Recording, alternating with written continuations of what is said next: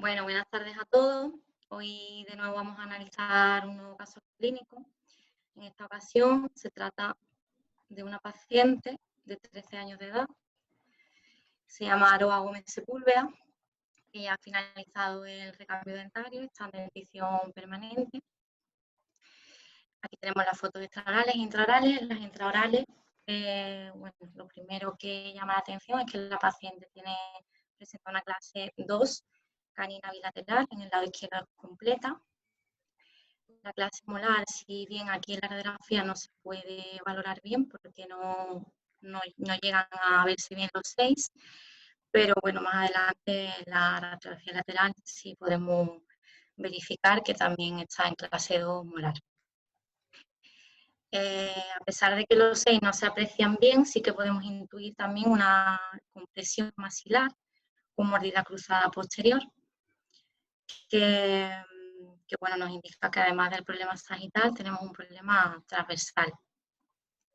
Este problema transversal también nos ha generado una discrepancia osteodentaria negativa.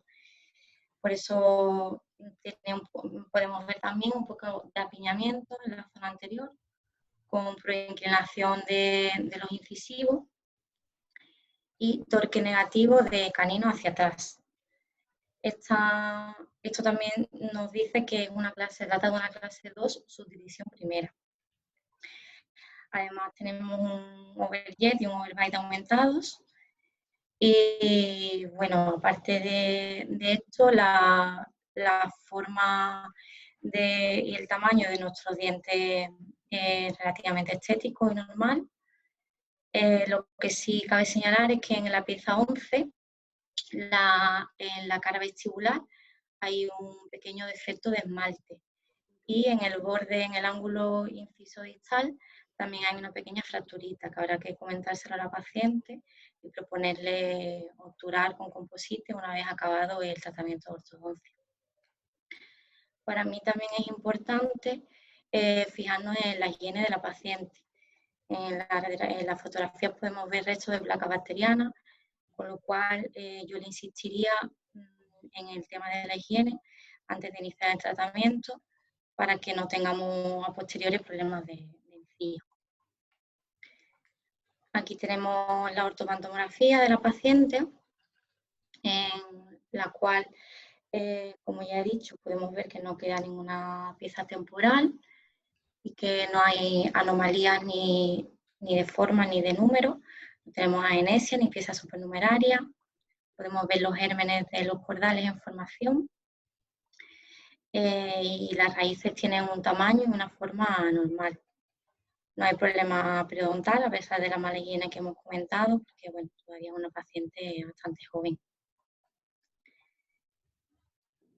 Bueno, para analizar el estadio de crecimiento de nuestra paciente, nos fijamos en la maduración de nuestras vértebras cervicales. Y esto nos sitúa en CS4, en un estadio 4 de crecimiento. Que junto con el dato que tenemos de la anamnesis previa de la paciente, nos ha descubierto que ya ha pasado la menarquia, la primera menstruación, nos revela que el pico de crecimiento de esta paciente ya ha finalizado. Una vez dicho todo esto, vamos a adentrarnos en el análisis cefalométrico de esta paciente, empezando con el análisis de Steiner. Del análisis de Steiner vamos a señalar los parámetros de ANV y de Witts.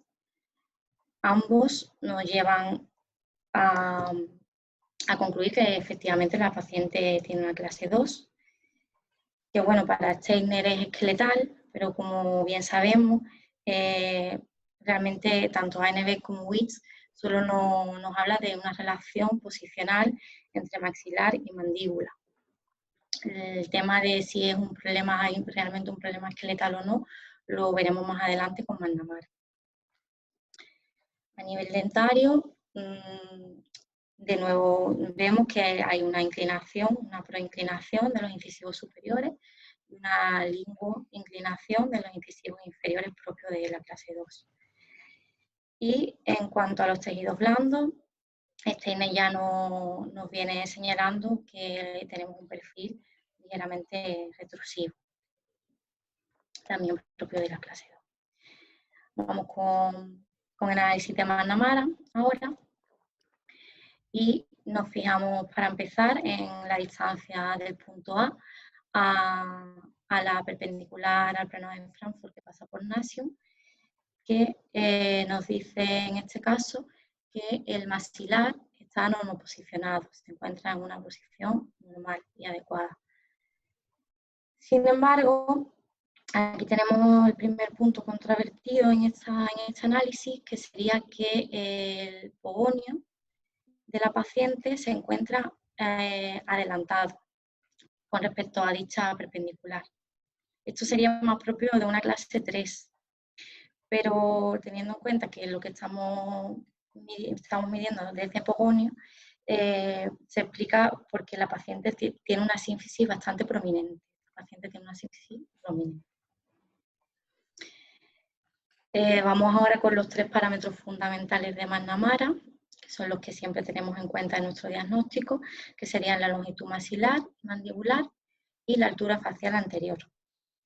Y de nuevo tenemos un resultado un poquito controvertido, por lo menos en mi caso, que es que para la longitud maxilar que tenemos, que sería 79,1 milímetros, nos corresponde una mandíbula de entre 95 y 98 milímetros. Y en este caso nos da que la mandíbula nos mide 99,8. Esto, bueno, aparte de estar un poco relacionado con lo que he comentado anteriormente del pogonio y de la sínfisis prominente, tampoco es una medida muy fiable en este caso porque la radiografía no era de muy buena calidad y muchas de las estructuras se veían duplicadas. Entonces esto me ha obligado a buscar un punto intermedio a la hora de realizar mi trazado que no nos da mucha precisión y exactitud. Y en cuanto a la altura facial anterior, vemos que está ligeramente disminuida y este dato, junto con el ángulo del plano mandibular, que también está disminuido, nos conlleva a que estamos ante un patrón braquifacial. Vamos ahora con el análisis de Rickey para terminar. Yo, como mi compañero Enrique, he elegido la tabla de Rickey resumida porque creo que es bastante más visual y más clara. Y bueno, de nuevo, aparte de corroborar que tenemos un patrón braquifacial y que estamos ante una clase 2 dentaria, tengo de nuevo aquí 2 resultados un poquito contradictorios con el patrón de clase 2 que tenemos, la relación de clase 2 que presenta nuestra paciente. Por un lado, sería que nos da como resultado un prognatismo mandibular y una convexidad facial disminuida, típica también de una clase 3.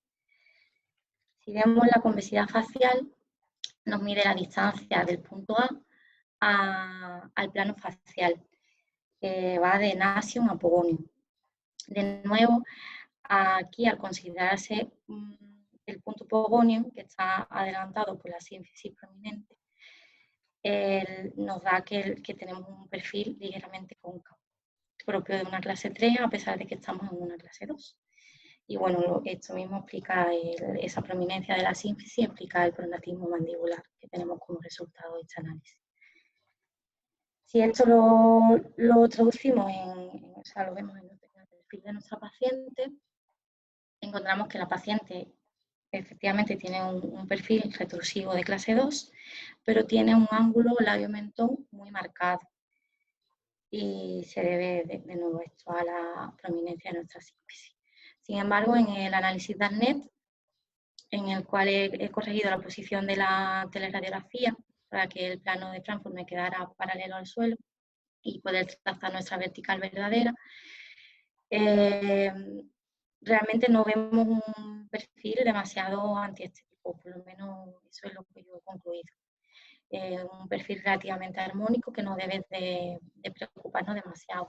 Si bien solo tener en cuenta que si vamos es como nuestros incisivos inferiores están linguoversionados y lo vamos a proinclinar, sí que puede ser que este ángulo labio-mentón que señalaba se nos marque un poquito más. Y hay que comentárselo quizás a la paciente. Bueno, aquí tenemos nuestro resumen diagnóstico. Se trata entonces de una paciente sin crecimiento en CS4 con una relación clase 2 subdivisión primera dentaria y clase 1 esquelética. Un patrón braquifacial y nuestros incisivos superiores se encuentran proinclinados y los inferiores retroinclinados. Overbite y overjet aumentados y compresión maxilar. Es decir, no solo tenemos un problema sagital, sino también transversal en este caso. ¿Cuáles serán los objetivos de nuestro tratamiento? Pues llevar a nuestra paciente a una relación de clase 1 molar y canina, corregir este overbite y overjet, corregir el apiñamiento y mejorar el problema transversal. He querido rescatar esta frase de Coco Chanel que dice que la simplicidad es la clave de la verdadera elegancia. Aunque ella se refería al ámbito de la moda, creo que esto lo podemos aplicar en muchos ámbitos de la vida y entre otros pues también en la ortodoncia. Como veníamos viendo desde el inicio de este máster, tenemos que buscar los tratamientos lo más sencillos y simples posible para que sean lo más llevadero para nuestros pacientes y facilitarnos la vida a nosotros mismos también para así poder convertirnos en grandes ortodontistas. Y uno de los aparatos que venimos viendo estos días, sobre todo, y que nos ayuda a simplificar nuestro tratamiento, es el Motion de Carrier, que ha sido el aparato que hemos elegido para iniciar nuestro tratamiento en esta paciente. Vamos a utilizar un Motion clase 2 bilateral en ambos lados, que vamos a cementar en esta ocasión de 4 a 6. ¿Por qué? Debido al torque negativo que tienen nuestros caninos. Como ya hemos visto anteriormente, los caninos tienen esta mafia para entonces, por la dirección de movimiento de este aparato, se produciría una extrusión excesiva de los caninos indeseados. Entonces, para evitarlo, vamos a cementar nuestro motion de 4 a 6 en este caso. Y acompañaremos de la placa EXI en la arcada inferior, que nos servirá como anclaje, como hemos visto en esta mañana, y los tubos en los 7 para poder colocar nuestros elásticos. Estos elásticos los que utilizaremos serán durante el primer mes, preferiblemente de fuerza 1, 6 onzas, un cuarto de pulgada, y a partir de ese primer mes, una vez que lo pasemos, utilizaremos elásticos de fuerza 2, 8 onzas, 3/16 de pulgada. Cuando retiremos nuestro motion, pasaremos a la secuencia de arcos con nuestro sistema de braque SLX de Carrier de autoligado. Empezaremos en la fase de alineamiento con arco redondo de Kupernitis 0,14 térmico. Continuaremos con arcos rectangulares, Kupernitis 0,14 por 0,25. Tras estos, Kupernitis 0,17 por 0,25 y para terminar, CNA de 0,19 por 0,25. Aquí tenemos a nuestra paciente en julio con el motion ya cementado. Este motion nos va a ayudar no solo a corregir la clase, bueno, en principio molar, sino también que nos va a mejorar el problema transversal por la derrotación que producen los 6 superiores y a corregir la sobremordida también.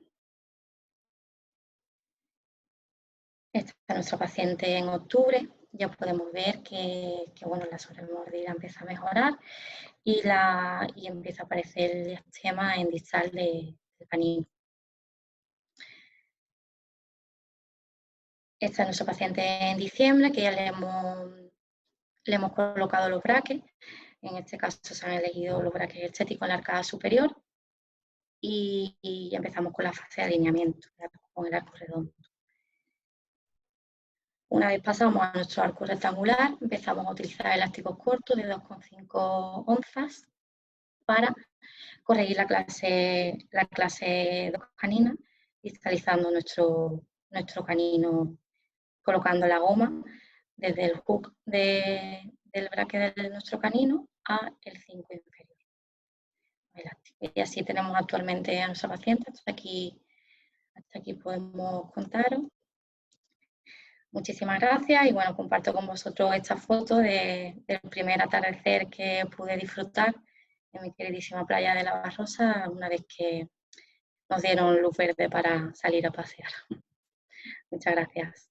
Muchas gracias, Sandra. Qué bonita la presentación y qué bien preparado el caso.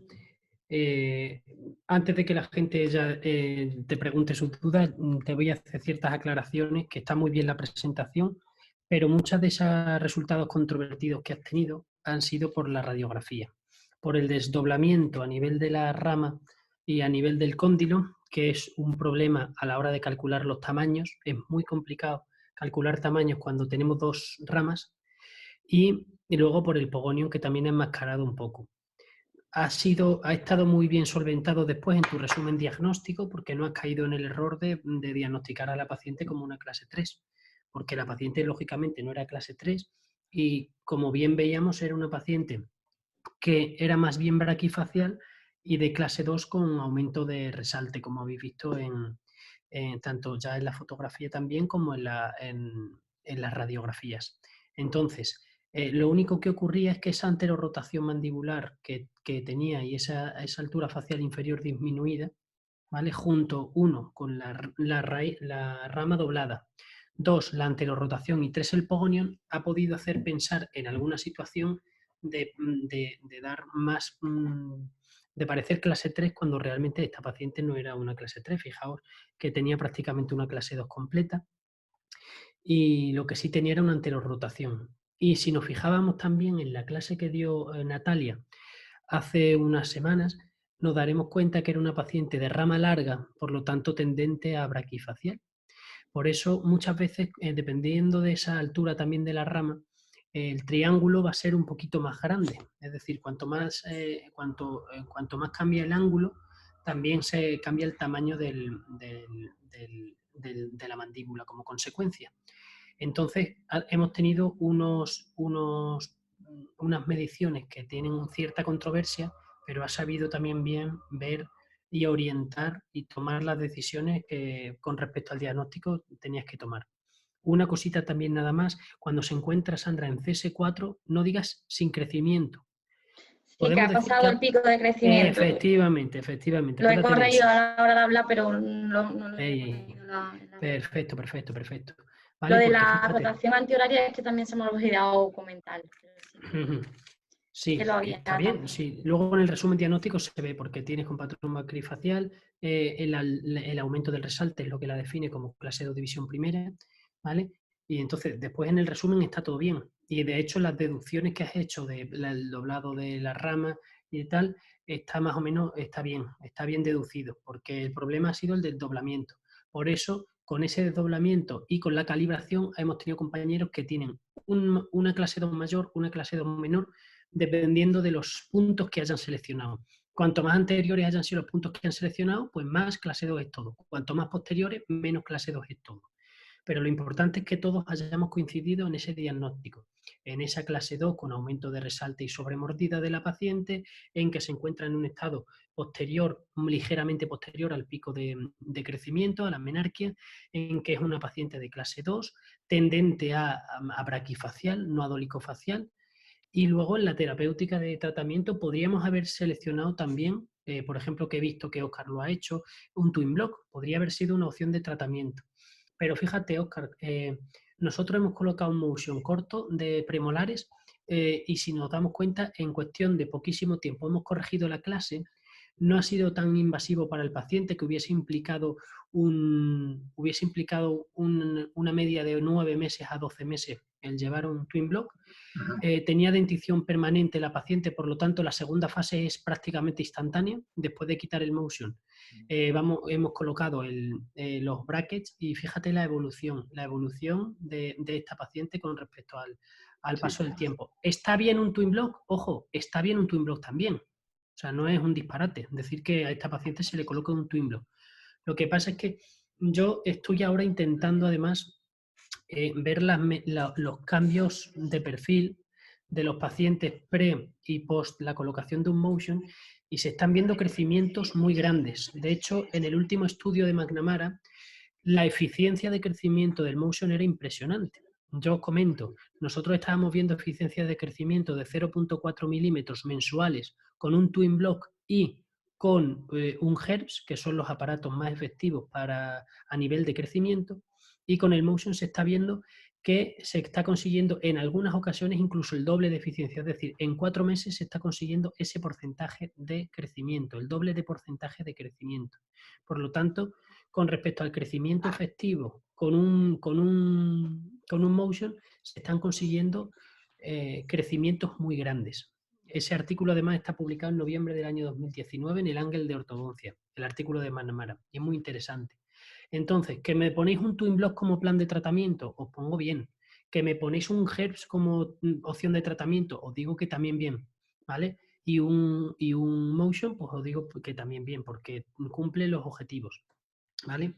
Fijaos cómo en tan poquito tiempo, desde que colocamos en diciembre los brackets, en enero nos hemos encontrado con una clase 1, fijaos, con ese pequeño diastema entre premolar y canino, que lo vamos a cerrar del lado izquierdo enseguida, y en cuanto terminemos de alinear, este caso está prácticamente para retruir el sector anterior con torque, con la mecánica esta de poste que nosotros hacemos, y acabar. Son tratamientos que es impresionante. Esta mañana he estado enseñando motion de clase 2 y motion de clase 3 en la Universidad Europea y se han quedado alucinados. Ellos son mucho, por ejemplo, con la doctora Lukov, que es la directora del máster de allí, son de mucho twin block y de mucho, y mucho aparato funcional.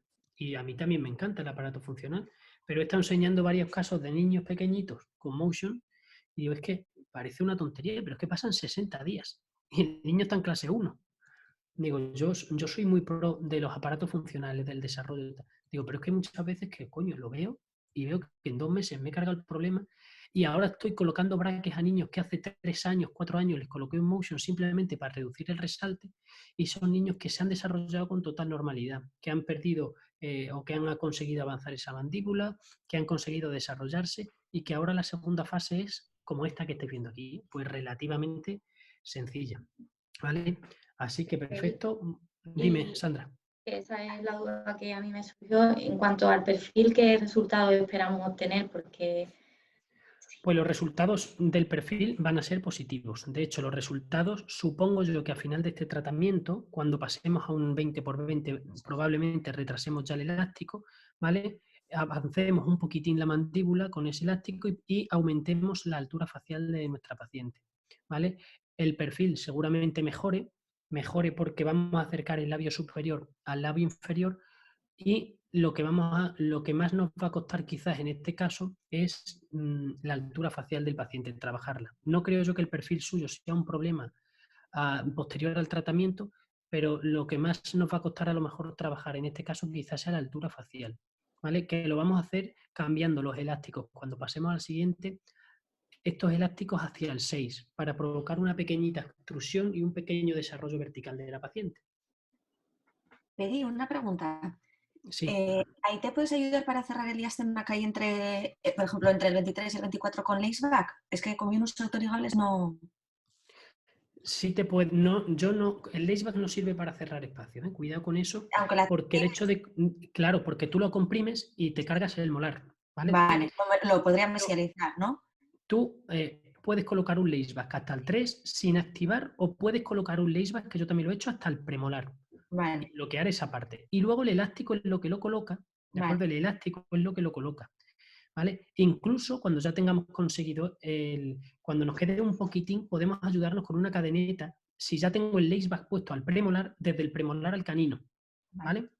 Vale. Pero nunca activamos, porque si activamos caemos otra vez en el error, sí, de poder rotar el molar y de quedarnos con la clase 2 completa, ¿vale? Con la clase 2 incompleta, sí. Pero en el caso de que tuviese un 7 y tú pones un laceback, ¿también se te rotaría? Sí. Sí, se rota. Si es que el hecho de rotar 1 milímetro, que es una holgura más que suficiente en un arco redondo, ya tengo una clase 2. Por eso hay que ser muy cuidadoso con el protocolo. A mí no me gusta activar nada. Tú lo vas a conseguir con un elástico. Si yo estoy seguro que esta niña ya es clase 1 y tiene la sobremordida reducida. ¿Sabes qué pasa, Estoy absolutamente convencido que me la voy a encontrar casi acabada cuando la vea ahora. Pues ¿sabes qué pasa? Que yo creo que a Itxaso también le pasa que por protocolo pone, que yo lo hago, laceback arriba y abajo. Yo esa pregunta que te ha hecho Itxaso te la iba a hacer, porque yo arriba hubiese puesto un laceback también.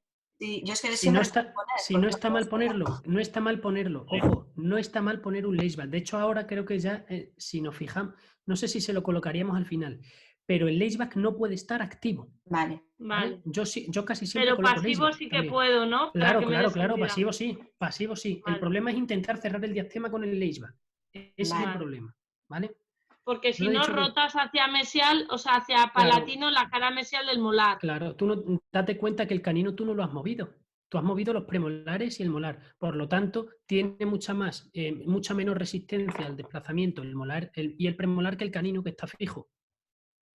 Ya. Yo en cambio pensaba que como el 6, el 5 y el 4 van juntos, que el canino perdería. No, porque eso que se ha ido hacia atrás tiene un hueso con una menor Queda más densidad ahora blando. mismo. Claro, ¿vale? Vale. Gracias. Ojo, si colocáis un TPA y colocáis eso, pues sí, pero es que colocarle un TPA ya cambiamos la cosa. Esto se puede hacer de manera sencillísima como se está realizando. Entonces, yo no me metería en aparato por palatino para dar anclaje, como me estaban diciendo esta mañana en la europea. Digo, no os rayéis con los... Vamos a ver, ¿no os dais cuenta que no es necesario un TPA, que no es necesario un Quadelis, que no es necesario... O sea, ¿y cómo retengo el 6? Digo, el 6 se va a retener con un elástico de 2 onzas y media por la noche nada más. Si es que yo no estoy haciendo fuerzas para mesializar mi 6, ¿por qué se me va a mesializar el 6? No, es que yo Muchas ahora, veces sobretratamos a los pacientes. no, es que yo ahora estoy viendo, por ejemplo, de algún caso que me ha pasado alguna cosa y ya vi por qué. O sea, que gracias. Claro, ahora empezáis a entender muchas cosas que vienen muy bien. Si lo bueno de todos estos casos que vamos a ver en Málaga es que son casos de protocolo, o sea, son casos puros del sistema y que uno dice, joder, pues mira, esto me ha pasado a mí en cualquier momento, he hecho esto y por eso he tardado 3 meses más en corregirlo. O por esto he tenido que emplear otra cosa para corregir la rotación del molar, por ejemplo, que no hubiese implicado. Si hubiésemos hecho eso, por ejemplo, Isaso, se hubiese roto el molar, hubiese tenido que colocar en 19x25 un stop crimpable en mesial del 6 para intentar volver a rotarlo con el elástico. ¿Sabes? Todo eso hubiésemos tenido que hacer simplemente por una decisión terapéutica. Decimos, no creo que pase nada. Pum. Con autoligado lo que ocurre es que cualquier cambio es importante. O sea, cualquier cosita que hagamos, como este sistema va muy rápido, a cualquier modificación afecta de verdad. No es... Pero este Así pedí porque nos ha movido el canino, ¿por qué no lo has puesto al canino? Pero, por ejemplo, si tú llegas a poner un motion normal, el canino te va con el premolar. Si yo pongo Entonces, mucho normal, claro, ya es facilísimo. Pero es que en claro, este caso entonces, estaba ahí mal sí que posicionado. ahí sí o sí te pones el laceback porque Claro. te da seguridad. Exactamente. Miri, una pregunta. ¿Le pusisteis planoclus a la LESIX aquí? Pues no lo recuerdo exactamente, si te digo la verdad. ¿Y haber hecho? Parece que no, ¿no? Claro, es que esta foto es... Ah, mira, sí. Parece que no. A ver, No, lleva parece plano. que no. No lleva plano. Pero se No podría lleva haber... plano porque este sí lo hicimos allí, directamente. Mira, yo os digo mi experiencia con los planos. Los planos son una maravilla. Yo con los pacientes que estoy poniendo con plano, es impresionante el cambio. O sea, me estoy quedando alucinado. Entonces yo ya casi por mecánica voy a comenzar a poner todos mis pacientes con plano. Y ese plano, Peri, te ayuda a posterior rotar, en este caso, la mandíbula, ¿no? Sí, y avanzar sin trabarse. A mí los planos me encantan porque estoy teniendo muy buenos resultados con ellos. Y las clases 2 completas, estas que se quedan atascadas en la distalización, te lo saca enseguida. Y con el plano... Bueno, habla tú, que luego pregunto yo. Ya, pregunta tú si quieres, ¿eh? No, pregunta tú. Bueno, a ver, yo iba a decir que si con el plano hubiese ayudado a que se disminuyese esa sobremordida. Porque el plano sí, hubiese ayudado. Vale. Hubiese ayudado porque hubiese levantado un poquito la mordida. Vale. Lo que pasa es que daos cuenta que aquí nuestros problemas son también de logística. Esta niña en octubre estábamos yendo cada 3 meses. Yo no me puedo permitir esperar a que me llegue del laboratorio y que es que yo vuelvo en enero, como quien dice, ¿sabes? Entonces, hasta ahora que nosotros estamos yendo mensualmente, nosotros hemos tenido una logística un poquito distinta en el máster. Y entonces el ESIC no nos podíamos permitir ahora que tarde una semana o 3 días en llegar. ¿Por qué? Pues porque yo ya no vuelvo a ver a esta paciente a lo mejor hasta dentro de 3 meses. Y yo ya he perdido todo el efecto. Por eso en cuanto pudimos y trajimos el motion, le hicimos un ESIC rápido y se lo colocamos. Pero por supuesto hubiese tenido un mejor efecto sobre la sobremordida, sobre el avance mandibular y sobre la corrección sagital el hecho de haberle levantado esa planchita de acrílico. Yo estoy también de acuerdo. ¿En Ortobau cómo lo pedimos? ¿Exis con pista de peri o cómo? Si le dice la pista de peri, ya te lo ponen, pero es una pista acrílica de 2 milímetros, realmente. El No, plano te lo hacen en el laboratorio, no, sí, Magda. Voy a preguntar yo. El plano lo hace el laboratorio y tarda muy poquito en hacerlo, ¿vale? De todas formas existe acrílico que se puede pegar, ¿vale? Que se puede pegar al ESIX y que se hace en consulta, se puede comprar. Yo si queréis os pongo luego el nombre por aquí, Vale. os lo mando al este. Existe un acrílico, unas jeringuitas que polimerizan, que son además las que yo uso para cuando hacemos disyunción con microtornillos de acrílico y están muy bien. ¿Y va ¿vale? desde el último molar hasta el primer premolar? Sí, más o menos es planita, pero tiene menor altura. Si te fijas, si la curva de Specht está aumentada, tiene que ser prácticamente plano. Es decir, a lo mejor le toca darle más altura en el 6 y un poquito menos en el 7. Puede ser Forestacril. No es Forestacril, es otro. Espérate un momento, a ver si te lo puedo decir ahora mismo, que lo tenía apuntado en notas. Acrílico.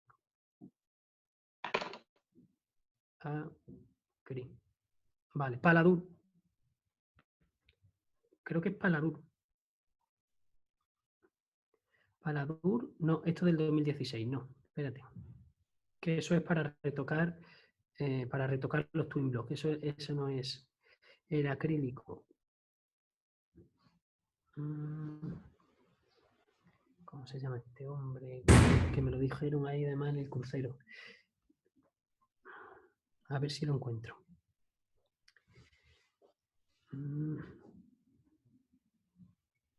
Mira. Vale.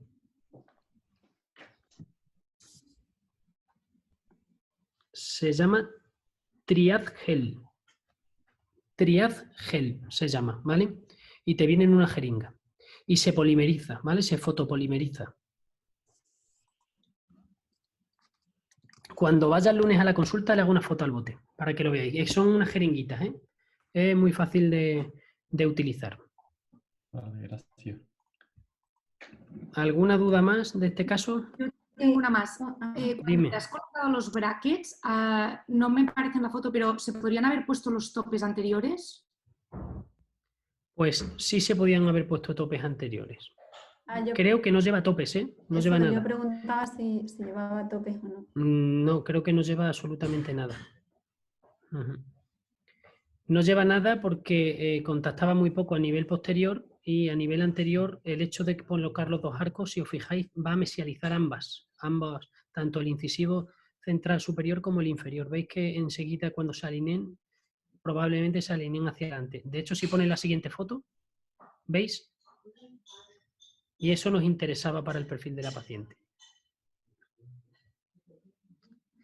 Pero una pregunta que tengo yo sobre este caso.